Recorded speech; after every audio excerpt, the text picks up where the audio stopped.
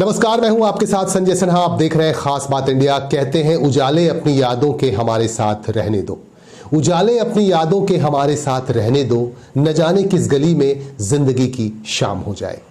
किसान बिल के खिलाफ किसानों का आंदोलन लगातार जारी है। अभी तक इस समस्या का समाधान नहीं निकल पाया है। केंद्र सरकार के साथ बातचीत तो चल रही है, लेकिन इस बातचीत का कोई भी सार्थक नतीजा सामने नहीं आ रहा है। किसान पिछले 21 दिनों से लगातार प्रदर्शन कर रहे हैं, लगातार विरोध कर रहे हैं, लेकिन सरकार की तरफ से जो वार्ता चल रही है किसानों की, उसका कुछ भी समाधान सामने नहीं आ पा रहा है। इसी के बीच हमारे पास एक चौंकाऊ खबर आ रही है। आपको बता दूं कि किसानों के दर्द से दुखी होकर संत बाबा राम सिंह ने आज गोली मारकर अपनी देह लीला समाप्त कर ली और खुदकुशी कर ली। इस तरह की खबर हमारे पास आ रही है। हमारे पास यह खबर आ रही है कि संत बाबा राम सिंह ने किसानों के दुख से दुखी होकर खुद को गोली मार ली और अपनी देह लीला समाप्त कर ली। और एक सुसाइड नोट भी उन्होंने छोड़ा है। इस सुसाइड नोट में लिखा गया है साफ तौर से कि किसानों का दर्द उनसे देखा नहीं जा रहा था और किसान इतने संघर्ष करते हैं और इतने संघर्ष करने के बाद भी उन्हें उनका हक नहीं मिल रहा है, लिहाजा उन्होंने अपनी लीला समाप्त कर ली और इस तरह का डिसीजन उन्होंने ले लिया। इस तरह की बातें उन्होंने अपने सुसाइड नोट में लिखी है। उनके करीबी की तरफ से ये बातें कही जा रही हैं लगातार, और ये वाकई बहुत ही दुखदाई घटना है। आपको बता दूं कि किसान लगातार आंदोलन कर रहे हैं पिछले 21 दिनों से, लेकिन सरकार के साथ जो वार्ता हो रही है, जो बातचीत हो रही है किसान बिल को लेकर, उसका कुछ भी समाधान सामने नहीं आ रहा है। हालांकि सरकार एक तरफ यह कह रही कि संशोधन के लिए तैयार है सरकार, लेकिन इस बिल को वापस नहीं लिया जा सकता। लेकिन किसान अड़ गए हैं कि इस किसान बिल को वापस लेना ही पड़ेगा और इसे रद्द करना ही पड़ेगा। इसी बीच हमारे पास एक और बड़ी खबर आ रही है। आपको बता दूं कि पश्चिम बंगाल का जो राजनीतिक समीकरण है पल पल बदल रहा है, हर पल बदल रहा है। इसी के बीच आपको जानकारी दे दूं कि तृणमूल कांग्रेस सरकार में परिवहन मंत्री रह चुके शुभेंदु अधिकारी ने आखिरकार विधायक पद से आज अपना इस्तीफा भेज दिया। विमान बनर्जी को, जो विधानसभा के अध्यक्ष हैं, आज उन्होंने हाथ से लिखकर अपने पैड में अपना इस्तीफा भेजा। हालांकि इस इस्तीफे को अभी तक कबूल नहीं किया जा सका है। और दूसरी तरफ एक और झटका लगा है ममता सरकार को।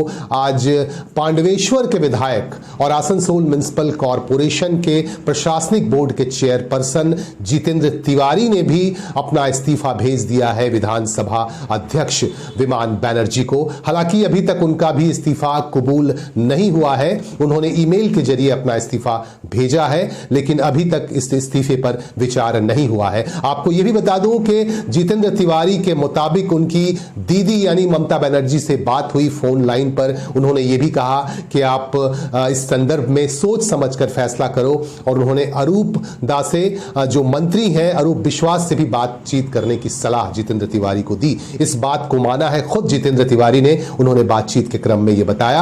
और आज आपको बता दें कि आज एक महत्वपूर्ण बैठक भी हुई है। एक गुप्त तरीके से एक बैठक भी हुई है कांगसा में। यहां तृणमूल कांग्रेस के सांसद, पूर्व बर्धमान से तृणमूल कांग्रेस के जो सांसद हैं सुनील मंडल, उनके साथ उनकी बैठक हुई, जिसमें जितेंद्र तिवारी खासतौर से मौजूद थे।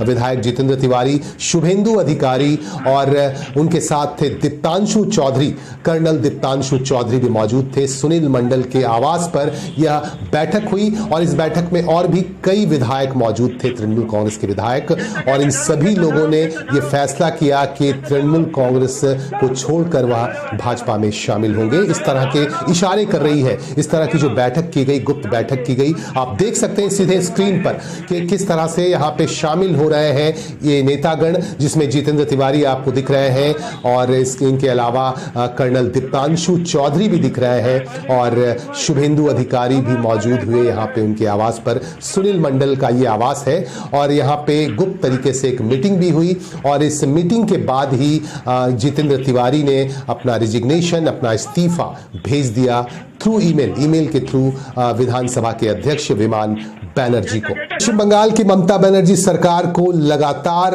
झटके मिल रहे हैं। एक तगड़ा झटका आज दिया गया पश्चिम बंगाल की ममता बनर्जी सरकार को, और आपको बता दूं कि 19 दिसंबर को भाजपा के पूर्व राष्ट्रीय अध्यक्ष और गृह मंत्री अमित शाह कोलकाता आ रहे हैं। कोलकाता में एक जनसभा को वह संबोधित करेंगे और ऐसा कहा जा रहा है कि इस जनसभा के दौरान शुभेंदु अधिकारी, जितेंद्र तिवारी जैसे जो नेता हैं अपने समर्थकों के साथ यहां मौजूद रहेंगे और भी काफी संख्या में विधायक इस जनसभा में मौजूद रहेंगे और वो भाजपा का दामन पकड़ेंगे। इस तरह के दावे लगातार किए जा रहे हैं भाजपा नेताओं की तरफ से। और आपको बता दूं कि 19 दिसंबर को अमित शाह कोलकाता आ रहे हैं और उनकी 3 दिवसीय बंगाल का जो विजिट है, 3 दिनों की ये यात्रा है और 3 दिनों तक वह यहां रहेंगे और यहां के नेताओं से बातचीत करेंगे और जो है चुनाव को लेकर, विधानसभा चुनाव को लेकर वह रणनीति भी बनाएंगे। इस तरह की बातें की जा रही हैं। इसी के बीच हमने आपको बताया कि यहां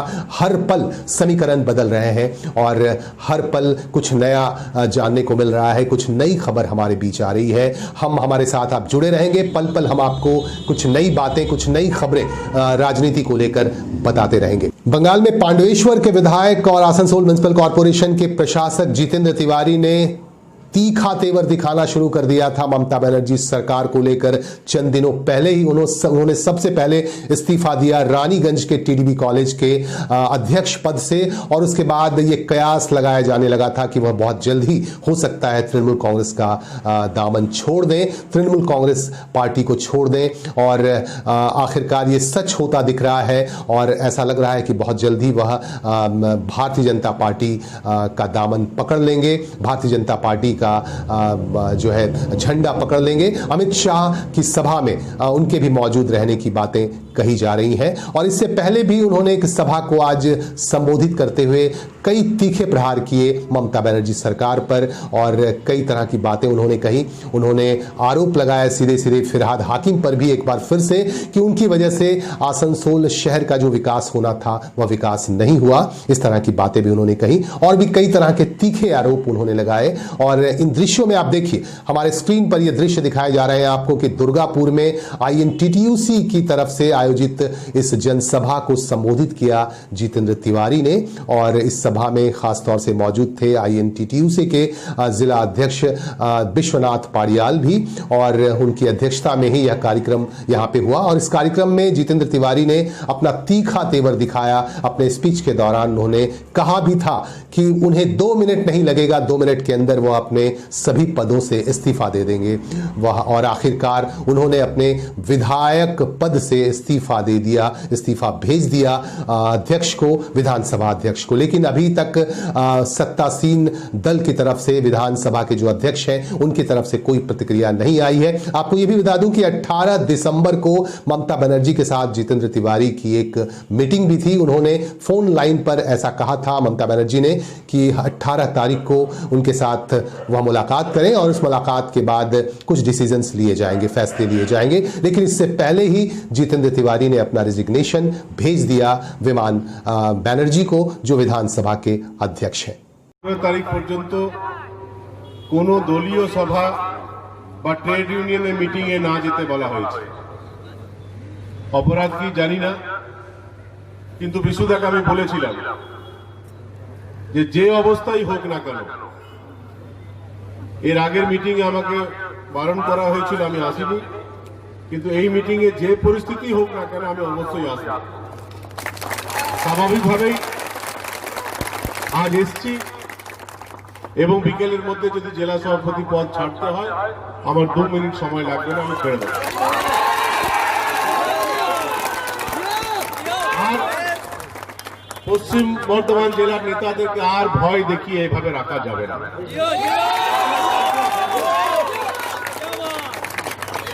এটা ঠিক যে আমরা বিধায়ক হয়েছি, দলের সমর্থন নিশ্চয়ই ছিল, দলের সিম্বল ছিল, দলের ভালোবাসা ছিল, কিন্তু আমাদের ব্যক্তিগত ইমেজ এত খারাপ ছিল না যে মানুষ আমাদেরকে ভোট দিত না। আমরা জিতেছি কিছুটা আমাদের ব্যক্তিগত ইমেজের জন্য আমরা জিতেছি এবং মানুষের কাছে আমাদের দায়বদ্ধতা আছে। আজ মানুষকে যে স্বপ্ন আমরা দেখিয়েছিলাম, মানুষের কাছে যে প্রতিশ্রুতি আমরা দিয়েছিলাম, আজ যদি বলা হয় যে না সে প্রতিশ্রুতি তুমি পূরণ করতে পারবে না, যদি তোমার অধিকারের কথা বলো তাহলে তোমাকে চলে যেতে হবে, তোমার প্রতিশ্রুতি পূরণের জন্য সচেষ্ট হও, তাহলে তোমাকে চলে যেতে হবে। ভয়ে ভয়ে ভয়ে কতদিন আর বোঝাতে পারবে? এক না এক সময় তো সিদ্ধান্ত নিতেই হবে যে কি করব। এখন সিদ্ধান্ত নিয়েছি, বললে চলে যাব, কিন্তু মানুষের সঙ্গেই থাকবো, মানুষের বাইরে আর থাকতে পারবো।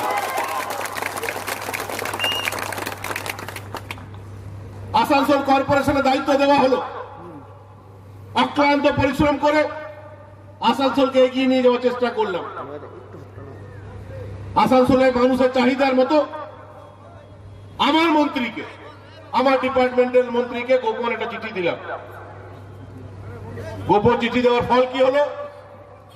তিনি সঙ্গে সঙ্গে বলে দিলেন, চিঠি দিয়েছো, তোমার জন্য দরজা খোলা আছে, তুমি বিজেপিতে চলে যাও।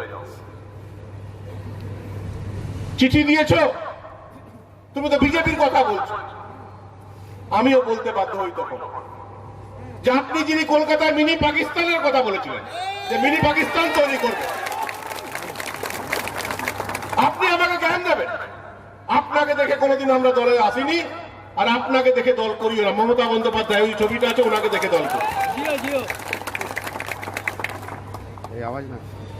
ডাইরেক্টলি পাচ্ছেন না, কাল থেকে বলছেন ও আমার ভাইয়ের মতো। আপনার ভাই হলে তো মুশকিল, আপনি ভাই হলে তো আসানসোল দুর্গাপুরের মধ্যে ভাগ চাইতে শুরু করবেন। ভাই বললে বলে ভাই আমার ভাগটা আমাকে দিন, আমরা দিতে রাজি না। আপনার তো স্বভাব, এতদিন আপনি লিডার আছেন, লিডারই থাকুন, ভাই হতে হবে না। কেন ভাই হলে তো বলবেন যে না, ভাইদের তো একটা অধিকার থাকে, তাহলে গ্রেফাইটে 25টা লোক আমাকেও দিয়ে দাও ভাই, ওর দরকার নেই।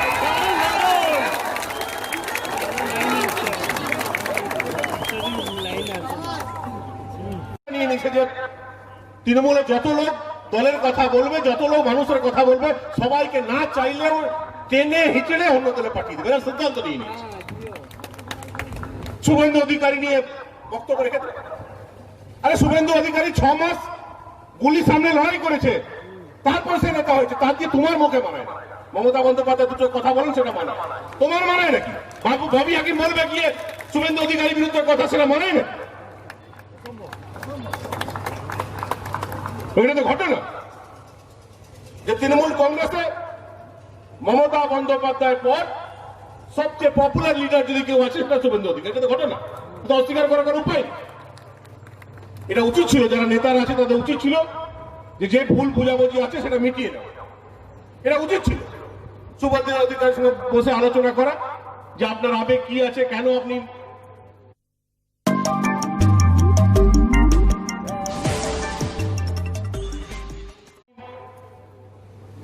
একটু অন্যরকম কথা বলছেন, এবং যেখানে আপত্তির কথা ছিল সেটা মিটিয়ে নেওয়ার।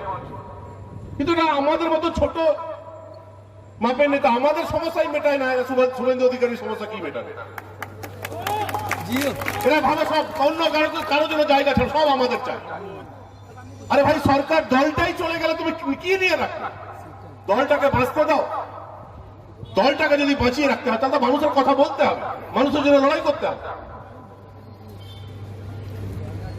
এই গ্রেফাইটের জন্য জেলা সভাপতি হওয়ার পর অন্তত 20 বার আমাকে আমাদের দলের লোকেরা কথা বলেছে। ধর্মেন্দ্র বারবার লোককে নিয়ে গেছে, আমি আবার ক্ষমতা মতো চেষ্টা করেছিলাম, পারিনি।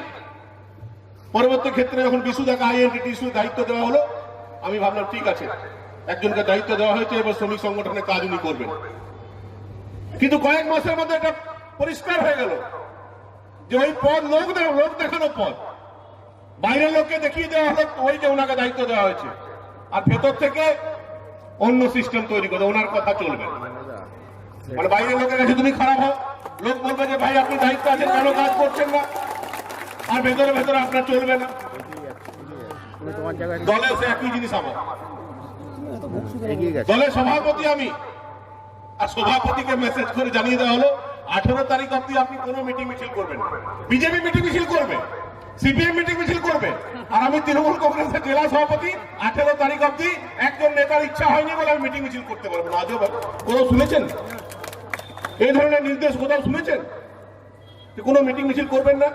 কেন এই মিটিং আজকে আসার আছে, তাই এইভাবে আমার আটকে দেওয়া। আমি পরিষ্কার করে বলে দিয়েছিলাম যে না, অবশ্যই যাবে। দুটো জিনিস আছে, কেড়ে নিতে পারে। এক, জেলা সভাপতি পদ কেড়ে নিতে পারেন, মাইন্ড মেকআপ করে রেখেছি। বলার 1 মিনিটের মধ্যে ছেড়ে দেব। দ্বিতীয়, আসানসোল কর্পোরেশনে প্রশাসক করে রেখেছেন, সেটাও কেড়ে নিতে পারেন। সেটার জন্য মাইন্ড মেকআপ আছে, বলার 1 মিনিটের মধ্যে সে প্রশাসক পদও ছেড়ে দেবে। আমার সেরকম কোনো মোহ নেই। আসানসোলের দুর্গাপুরের মানুষ, তাদেরকে নিয়ে আমরা থাকতে চাই। প্রয়োজন হলে সব ছেড়ে দেবো, কিন্তু মানুষকে আমরা ছাড়বো না, মানুষের সঙ্গে আমরা যে যে জায়গায় আছি। অবশ্যই দলের অবদান আছে, অবশ্যই মমতা বন্দ্যোপাধ্যায়ের আশীর্বাদ আছে, কিন্তু তারপরে যদি কারো আশীর্বাদ আছে এই অঞ্চলের মানুষের। তাই এই অঞ্চলের মানুষের কথা আমাদেরকে বলতেই হবে। এই অঞ্চলের মানুষের অধিকারের কথা আমরা বলবোই বলবো। एक तरफ जहां पश्चिम बंगाल सरकार के विधायक साथ छोड़ रहे हैं तृणमूल कांग्रेस का ममता बनर्जी का, वहीं दूसरी तरफ दुआरे सरकार अभियान के तहत कार्यक्रम का भी आयोजन किया जा रहा है। रानीगंज से हमारे पास खबर आ रही है, रानीगंज में भी दुआरे सरकार अभियान के तहत कार्यक्रम का आयोजन किया गया। और आपको बता दूं कि इस कार्यक्रम के अंतर्गत कुल 11 सरकारी परियोजनाओं की जानकारी दी जा रही है आम लोगों को, और उनसे कहा जा रहा है कि आप इन सरकारी परियोजनाओं का फायदा उठाएं, लाभ उठाएं। आप इन दृश्यों में देख सकते हैं कि रानीगंज में यह अभियान यहाँ काफी जोर शोर से चलाया जा रहा है, और इसी अभियान के तहत काफी तादाद में यहाँ के लोग मौजूद भी हुए, और यहाँ पे मौजूद होकर उन्होंने इसका लाभ भी लिया और फॉर्म फिलअप किए गए। और विशेषकर स्वास्थ्य साथी कार्ड के प्रति लोगों का काफी उत्साह दिख रहा है। स्वास्थ्य साथी कार्ड बना रहे हैं लोग ताकि स्वास्थ्य की सुविधा उन्हें मिल सके। वार्ड नंबर 89 का आज यहाँ पर जमा किया जा रहा है Jumman Urdu girls high school में। आज यहाँ पर ये दोनों वार्डों का जमा किया जा रहा था, तकरीबन 4000 लगभग जमा हो चुका है, और ये काम शाम तक अभी चलेगा। आपका नाम परिचय? Mohammad Intekhab Khan, president Trinamool Congress. R9 on 9 Bharatiya Janata party का ये अभियान काफी जोर शोर से चल रहा है, और इसी अभियान के तहत हमारे पास जो खबर आ रही है रानीगंज से, रानीगंज में भी भारतीय जनता पार्टी की तरफ से यह अभियान आज चलाया गया। इस अभियान के तहत तमाम कार्यकर्ता मौजूद थे यहाँ भारतीय जनता पार्टी की, और इनका ये कहना है कि तृणमूल कांग्रेस सरकार की तरफ से जो अन्याय किए जा रहे हैं, उनके कार्यकर्ताओं के साथ उनकी हत्याएं की जा रही हैं, उसके खिलाफ हमने आवाज बुलंद की है, और अब बहुत जल्द ही इस सरकार को ध्वस्त कर देना है। इस तरह की बातें भी वक्ताओं की तरफ से लगातार की गई। आप देख सकते हैं कि यहाँ भारतीय जनता पार्टी की तरफ से इस अभियान के तहत एक कार्यक्रम का आयोजन किया गया। আজকে বিডিও অফিসের বাইরে যে পথসভা করলেন এবং মিছিল করলেন, মানে কি বিষয় নিয়ে? আমাদের হচ্ছে R9 অন্যায়। আমরা R9 অন্যায় শুধু আজকে রানীগঞ্জের ব্যাপার নয়, পশ্চিমবাংলা জুড়ে দিদিমণির নেতৃত্বে আজকে 10টা বছর যে অন্যায় এবং প্রশাসনের একটা রাজত্ব চলছে, তার বিরুদ্ধে প্রতিবাদ আজকে গোটা পশ্চিমবাংলা জুড়ে হচ্ছে। তারই একটা অংশ হিসেবে আমরা ভারতীয় জনতা পার্টি রানীগঞ্জ মন্ডল 1 এর পক্ষ থেকে এই 33 নম্বর ওয়ার্ডে সেই পথসভা। কোনো ডেপুটেশনের কর্মসূচি? হ্যাঁ, কোনো ডেপুটেশনের কর্মসূচি? ডেপুটেশন এখানে নেই। আমরা খালি জনগণকে জানাতে চাই, অন্যান্য তারা তো ওয়াকিবহাল, তারা সব জানে যে পশ্চিমবাংলায় কি চলছে। আমরা আরো তাদের স্মরণ করে দিতে চাই, সেই সিপিএমের যুগ থেকে আজ পর্যন্ত মানুষের উপর যে প্রশাসনিক ব্যর্থতার বোঝা চাপিয়ে দেওয়া হচ্ছে, হাজারে হাজারে বেকার যেখানে হাত পেতে ভিক্ষা চাইছে, সেখানে দেখা যাচ্ছে কাটমানির সরকার কোটি কোটি টাকা তাদের পকেটে দিচ্ছে, আর বেকারদের মধ্যে চপ শিল্প করা হচ্ছে। আমরা এর বিরুদ্ধে প্রতিবাদ পশ্চিমবাংলার বুকে যদি সেই অপশাসনের একটা প্রতিবাদ কেউ জানিয়েছে, সেটা হচ্ছে ভারতীয় জনতা পার্টি। তাই ভারতীয় জনতা পার্টির পক্ষ থেকে আমরা সকলকে সচেতন করতে চাই, আগামী দিনে এই পশ্চিমবাংলার বুকে ভারতীয় জনতা পার্টির নেতৃত্বে এখানে সরকার গঠন, এই আবেদন আমরা জানাই। আপনার নাম পরিচয়? আমার নাম দেবকুমার ঘোষ, ভারতীয় জনতা পার্টি মন্ডল 1 এর general secretary. Bharatiya Janata party के राज्य अध्यक्ष, पश्चिम बंगाल राज्य के अध्यक्ष दिलीप घोष की तरफ से एक बयान आ रहा है। दिलीप घोष ने कहा कि बंगाल में कानून व्यवस्था की स्थिति काफी लचर है, काफी खराब स्थिति है, कश्मीर से भी बदतर हालत है। इस तरह की बात दिलीप घोष ने कही। उन्होंने कहा कि ईरान और इराक जैसी स्थिति पश्चिम बंगाल में हो गई है, और इस तरह का बयान दिलीप घोष की तरफ से आ रहा है। और आप स्क्रीन पर देख सकते हैं दिलीप घोष मौजूद हैं तस्वीर में, और उन्होंने इस तरह का बयान दिया है, और उन्होंने ट्वीट भी किया है। ट्वीट करके उन्होंने यहाँ की जनता से ये अपील की है कि भारतीय जनता पार्टी को ज़्यादा से ज़्यादा जो है अपना समर्थन दें, ताकि यही एक सही विकल्प है बंगाल के लिए, पश्चिम बंगाल के लिए। इस तरह की बातें उन्होंने कही, और उन्होंने राज्य सरकार पर निशाना भी साधा। उन्होंने कहा कि राज्य सरकार ने नियम कानूनों पर कभी ध्यान नहीं दिया, यही वजह है कि बंगाल के नियम कानून काफ़ी लचर हैं, काफ़ी कमज़ोर हैं, जिसका नुकसान उठाना पड़ रहा है यहाँ के आम लोगों को। और इसके बाद हम आपको एक और खबर से जोड़ना चाहते हैं। हमारे पास कुल्टी से भी खबर आ रही है। कुल्टी में भी भारतीय जनता पार्टी की तरफ से एक अभियान चलाया गया और इस अभियान के तहत तमाम कार्यकर्ता मौजूद थे और इन सभी कार्यकर्ताओं की मौजूदगी में यहाँ अन्याय नहीं जैसे अभियान चलाए गए और निशाना साधा गया राज्य सरकार पर। আমাদেরকে নরেন্দ্র মোদীর যে যোজনা আমাদেরকে দিয়েছে আর নয় অন্যায়, প্রতিটা বুথ স্তরে এবং আমাদের শক্তি কেন্দ্রের স্তরে আমরা প্রতি একটা দুটো করে করবো। তার প্রথম শুরুয়াত আমরা এই লক্ষ্মীপুর গেট দিয়ে করলাম।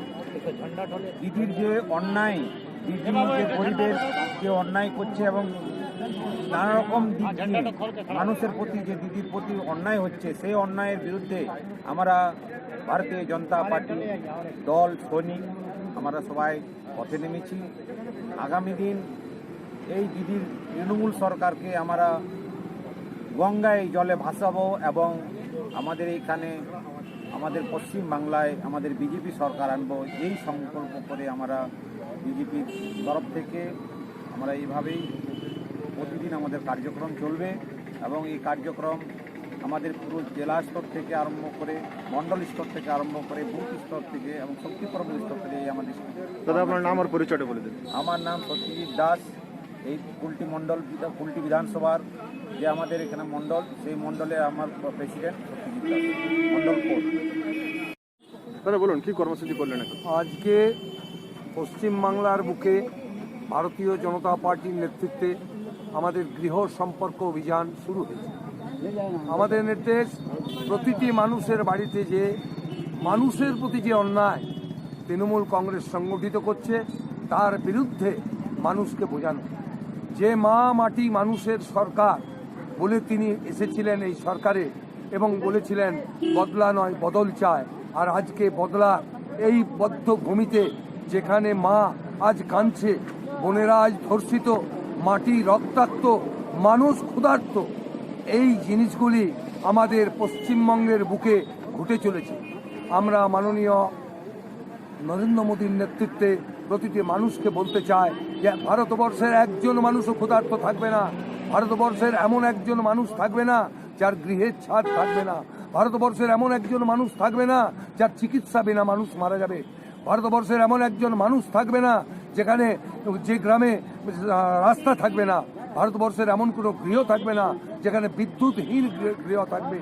এই ব্যবস্থাটা আমরা করার স্বার্থে পশ্চিমবাংলার বুকে প্রতিটি মানুষের কাছে নিয়ে যাই। দাদা আপনার পরিচয়টা বলে দিন। আমার নাম গুরাচাঁদ চ্যাটার্জি, ভারতীয় জনতা পার্টির জেলা কমিটির সদস্য।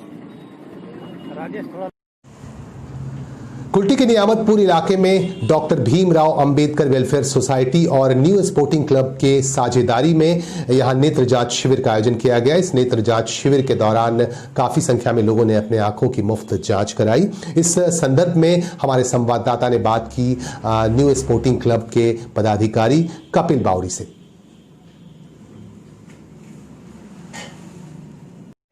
बोलूं हर साल हम लोग यही सीजन में स्पोर्टिंग क्लब की तरफ से और डॉक्टर अंबेडकर मेमोरियल के हेल्प के द्वारा हम लोग आँख का जांच कराते हैं क्लब के थ्रू से, फ्री ट्रीटमेंट। यहाँ के कितने लोगों का होता है हर साल? यहाँ से 30, 40, 50 आदमी का जांच होता है, फ्री में ट्रीटमेंट होता है और कम दाम में चश्मा का वितरण किया जाता है। आपका नाम? कपिल बावरी, न्यू स्पोर्टिंग क्लब सेक्रेटरी। जगह क्या नाम है? चपका।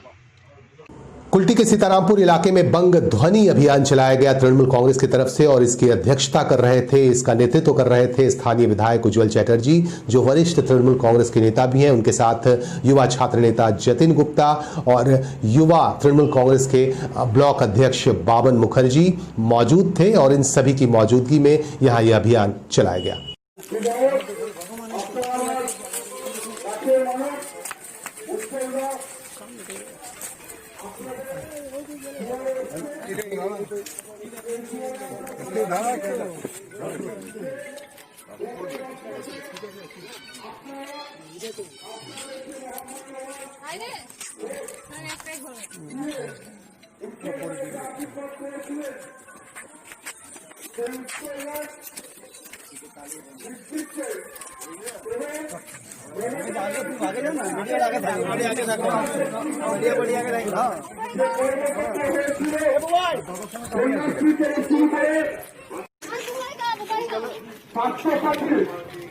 আজকে আপনারা জানেন যে পশ্চিমবঙ্গ সরকার যে স্বাস্থ্যসাথী প্রকল্পের মাধ্যমে পশ্চিমবঙ্গের 9 কোটি জনসাধারণকে বিনামূল্যে চিকিৎসার সুব্যবস্থা করতে চলেছে, সেই সমস্ত নিয়ে আজকে আমাদের এই